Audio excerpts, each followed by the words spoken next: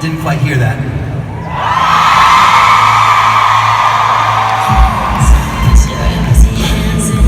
The words are located on the screens. We want you to sing it. We want you to be a part of singing. So get those hands clapping. And we want you to sing it. We're gonna come down and sing with us. Come on. Come on.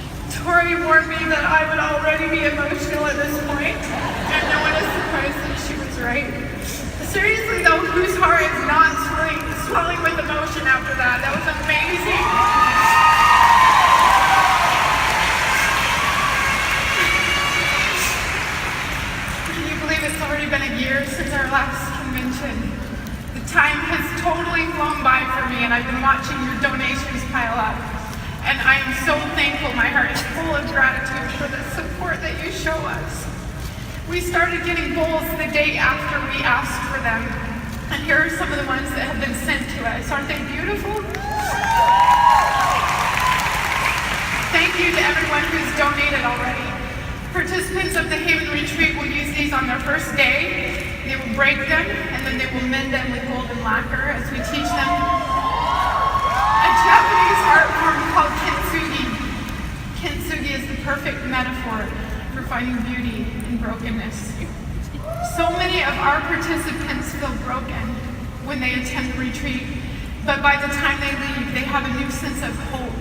It's been amazing to see and to witness what happens in 4 short days, and we are so thankful to all of you for helping us offer that hope to them. We have a lot of exciting things to go over today, so I'm going to invite Tori out here on stage with me.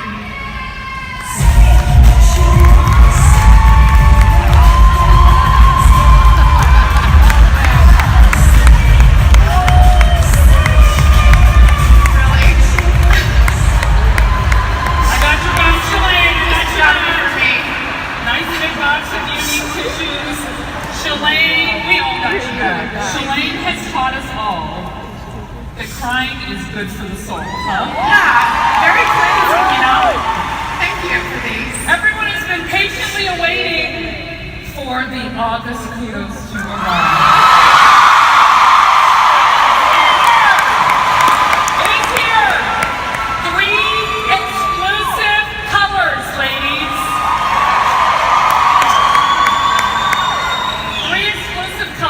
Dedicated to our beloved foundation are available starting today.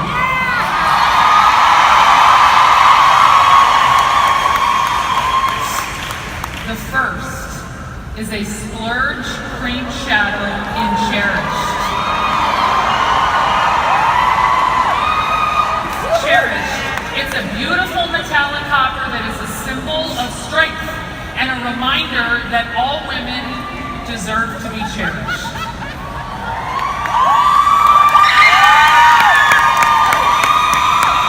We have a limited edition blush in Supported.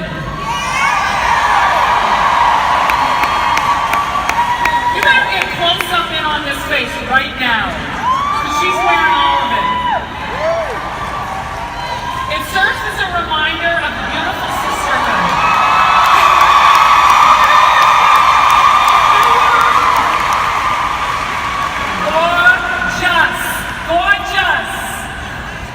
It's a reminder of the global sisterhood, and it's a light metallic shimmery pink. And finally is a nude splash lipstick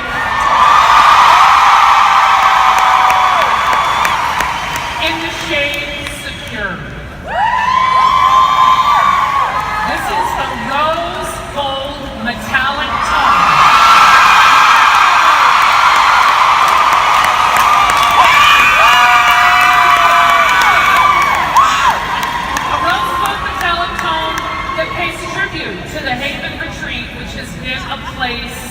Of hope and healing for so many women. Great lengths to give me anything I ask for. But I'm always really careful about what I ask for, otherwise I would have a beautiful purple Jeep parked in my garage. I know a lot of you saw that post. Look how many likes I got on that. So I expect at least twice as many when I post about what I'm about to tell you, because it's really important.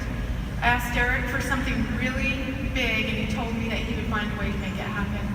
I'm happy to announce that all proceeds from this month's kudos will be donated to the Younique Foundation.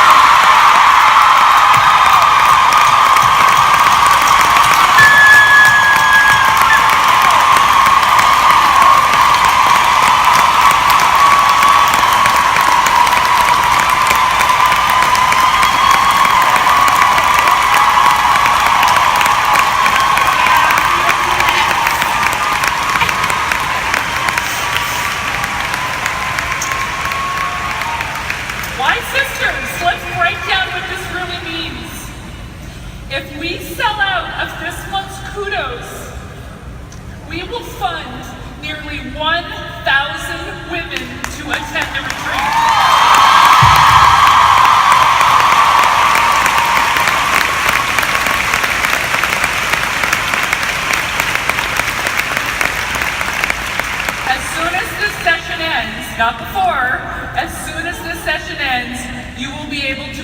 Christmas kudos. And like updates on what we've been up to, and I want to share with you some of the highlights that we've had since starting the Younique Foundation.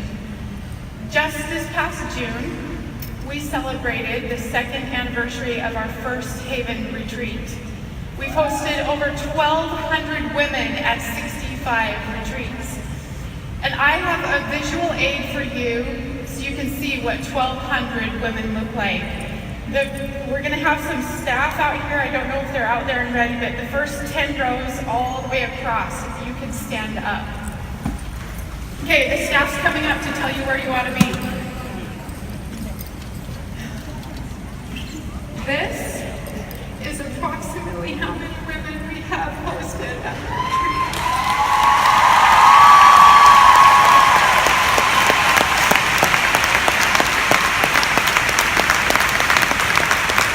Thank you everyone for making that possible.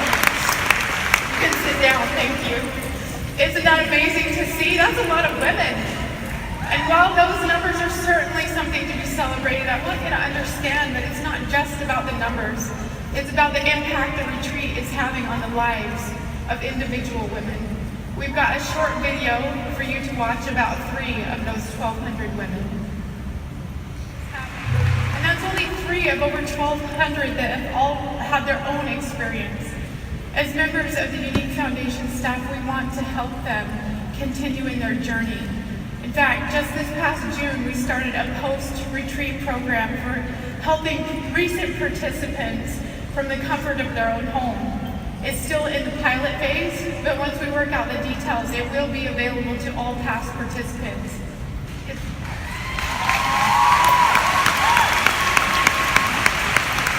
It's a free 12-week online course that helps them apply what they've learned at the retreat, and we anticipate great things coming from it. So you can tell that we've been busy this past year, and it hasn't been just with the retreat. We've made tons of progress with Defend Innocence, our prevention aspect, and I want to invite our Executive Director, Chris Yaden, out here to share more about that with me. I am, I will. There's a message of empowerment. And we have another short video for you to watch.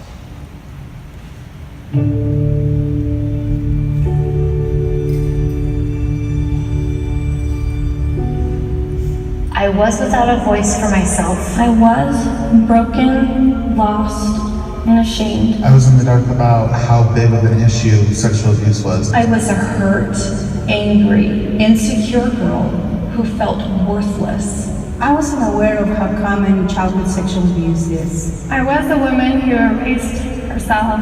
I was the brother of a survivor, scared, didn't know how to react. I was aware that childhood sexual abuse was a huge problem in our society, but I had no idea the long-term effects that it has on the survivor. I am brave. I am a leader in my family. I am now an active supporter. I am a wife and a mother. I am proud to stand tall. I am a defender and supporter for my family and all survivors. I am a defender. I am an advocate for survivors of sexual abuse. And I am strong. I will share my story. I will be an advocate. I will use my voice. I will be the protector of innocence. I will continue to be a kind-hearted, understanding mother. I will be a light and a beacon for others. I will share my new knowledge with anyone and everyone so that we can put a stop to childhood sexual abuse. I will be the voice of defense. And I will be a beacon of hope for survivors of sexual abuse.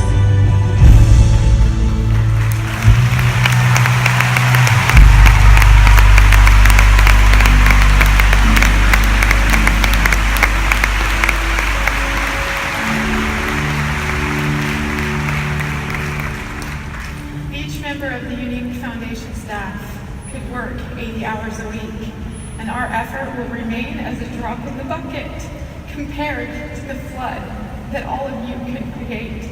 There are 60 of us, but there are thousands of you.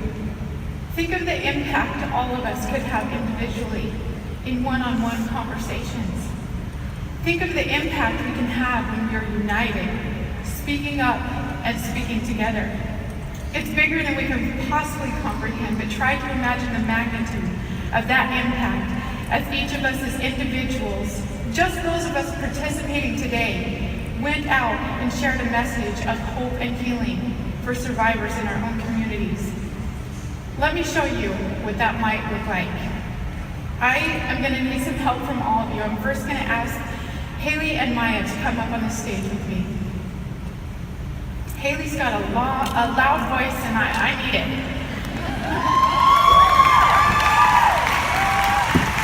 Okay, so I am not giving these ladies a microphone. I'm going to step away actually so she can't access it. I want each of you, I'm going to have Haley go first. It's okay to cry. I want you to say in your very loudest voice, I will become all I am intended to be. You got this, girl.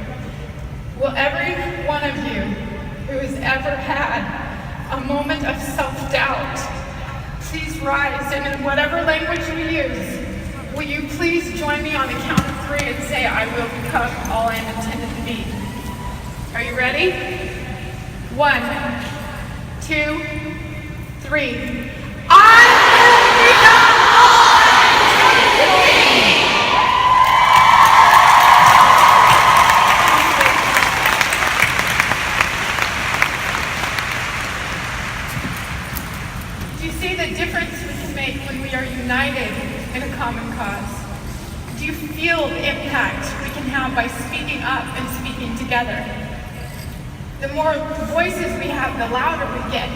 And the louder we get, the further we reach. The further we reach, the more impact we have. This is one of the ways we can change the world. We can change it together. Now, let's focus on what each of us as individuals can do to embrace the purpose of I was, I am, I will, and how we can change the world as individuals. Each of us as individuals is on a journey of self-discovery, and each of us has an incredible purpose to fulfill in our lifetimes. That specific purpose is going to look different for each of us, and that's okay. What I'm about to share with you will give you some insight into my own personal journey of self-discovery. I was unaware of my potential as a child and young adult. I'm so cute though. It wasn't until I was in my mid to late 20s that I realized that I had wasted the majority of my life living below that potential, but I think there are some valid reasons for not having realized it sooner. I won't call them good excuses, but yes, valid reasons. The first one being that it didn't occur to me that I was living below my potential because it hadn't yet occurred to me that I had any purpose or potential to live up to. I grew up in a small town. I didn't discover or develop any talents in my childhood. I don't have a college degree. I struggle to be consistent, and I am not yet disciplined when it comes to time management. All of these things are true about me, but they are what I call my wrong truths. And I think we all have wrong truths. We all have things that are true about us, that have contributed to who we are, but that are holding us back from becoming who we want to be. And when I recognized that I had gotten lost in the noise and the routine that we call life, I realized that I was living my life based on the understanding and the belief that I am a nobody from nowhere. And that scared me. And I had to take a really good look at my life and do a lot of soul searching to figure out what was right with me, what I had to offer, and what I could contribute to society. And it took me a while, but after some time I came to the conclusion that I have a really big heart. I have a willingness to help those around me and a desire to be a blessing in the lives of those around me. Now,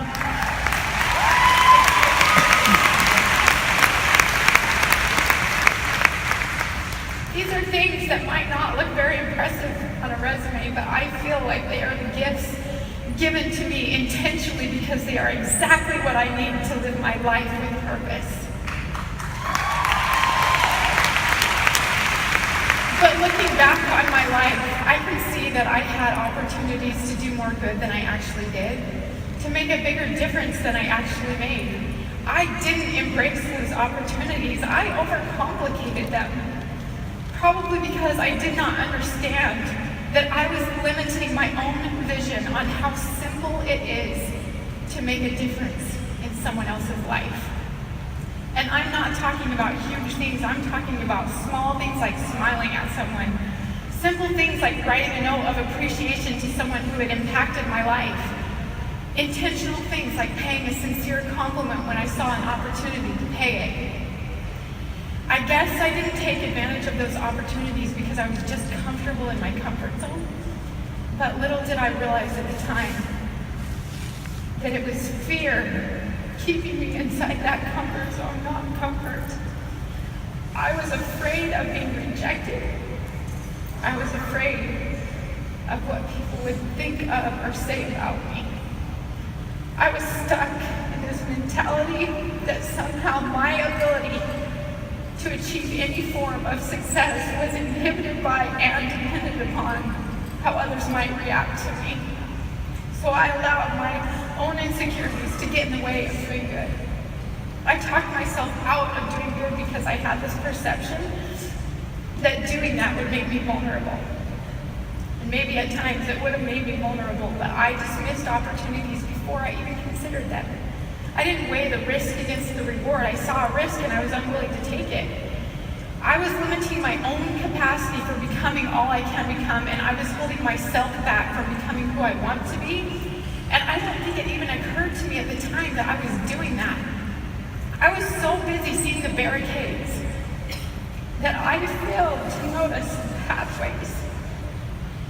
But as I've gotten older, and I've come to accept that yes, what people say about me still has the potential to hurt my feelings on occasion, none of those negative perceptions or opinions or comments can actually affect my ability to rise above them unless I allow them to.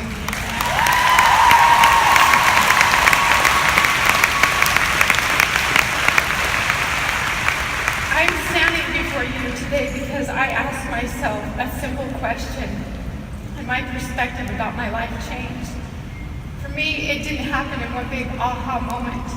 It didn't happen overnight. And while I can tie it back to a certain time in my life, it's actually been a series of seemingly insignificant events, and the shift has happened for me gradually, and honestly, it's still happening. But I think when it comes right down to it, I simply caught hold of the thought, what if? What if I was intended for more than just getting through each day? What if I'm actually supposed to be doing something really important with my life? What if I'm not living up to God's plan for me? And then I let those thoughts sink in deeply, perhaps deeper than any thought had ever sunk before.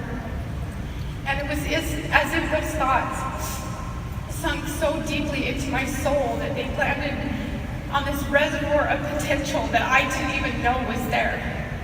It was like they cracked open this massive hidden vault and gave me a tiny glimpse into this incredible internal power that I didn't even realize or understand that I had. A power that I truly believe we, as human beings, all have. And I let those thoughts evolve, and I allowed them to start influencing the choices I made. Sometimes big choices, yes, but mostly the little everyday choices. The choice to make my bed each day. The choice to devote time to self-improvement. The choice to stop watching TV shows that I knew were bringing darkness into my mind. Small, simple, intentional choices like that. And gradually, I also learned to recognize those regularly occurring negative thoughts for what they were. Progress preventers. I began to see how those unadvantageous thoughts were leading me down a leisurely path that I didn't want to stay on forever. Sure, it was familiar and it was comfortable, but I didn't feel like I was making any progress in my life, and that wasn't a good feeling. I was allowing those negative thoughts and those wrong truths to dictate the sum total of who I was and who I would become. And if those negative thoughts had me making excuse after excuse of why I couldn't do something, and if they had me convinced that I was not good enough for whatever, then what would happen if I embraced things that were right with me? What if I let those things determine the path of my life instead? Because after all, they were just thoughts. And if thoughts had the power to consume me daily and lead me along a path that I didn't want to stay on forever, then what would happen if I let them lead me to where I'd rather be? And then I began to wonder, what if I started being proactive about my life? What if I learned another language instead of just admiring those who already had? What if I stopped wasting time on things that don't truly matter to me and started using it for the things that do? What would happen if I did that? And anyone who knew me, who truly knew me 2 decades ago, has seen what has happened because I did that. We have got to protect the time that we have, because we will literally never get it back. We have to choose where our energy and our time are best spent. We have to maximize the effort we give and only give it to the things that matter the most to us. Some things may need to be given up, but most things just need to be reassessed, restructured, and organized, and then given 100% of our focus during the time that we have set aside for them. My life is what it is today because I asked myself over a decade and a half ago, what if? What if I could actually become all the things that I admire in other people? What if I let go of the negativity and immerse myself in positive things instead? And then, instead of letting those thoughts be a fleeting moment of time, telling myself they were unattainable and therefore not worth pursuing, I grabbed hold of them, and they have become an absolute metamorphosis for me. I want all of you to experience this kind of transformation in your own lives. And I hope that something that I have shared with you today opened your eyes and your hearts to the truth that there is incredible power within each and every last one of you.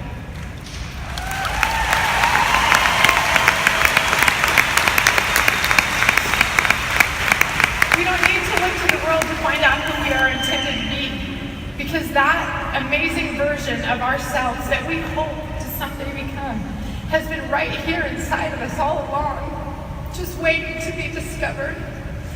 And if you take only one thing away from the message that I'm sharing with you today, let it be this: embrace the truth that there is incredible power within you. Embrace the truth that you are intended for greatness. I know that you are. So let me just suggest that you kick your journey of self-discovery into high gear and you accelerate becoming who you are intended to be by taking something away, just one thing. Negativity. Start by recognizing it in its many forms and then respond by saying, there is no room for negativity here.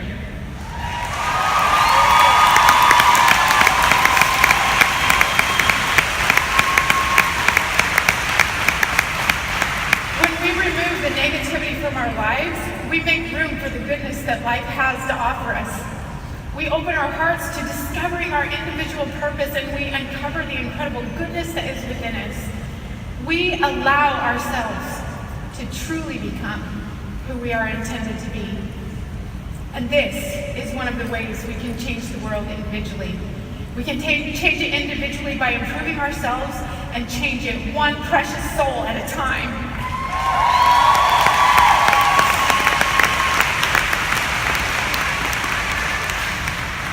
So as soon as you find a quiet moment, I know that's going to be hard here, but as soon as you find a quiet moment to reflect on what I've just told you, will you please devote some time to deciding who it is you really want to become, and then allow yourself to become that version of you? I'm going to need a commitment. I want to hear you say yes. That was good. Thank you. I thought I'd have to ask you twice.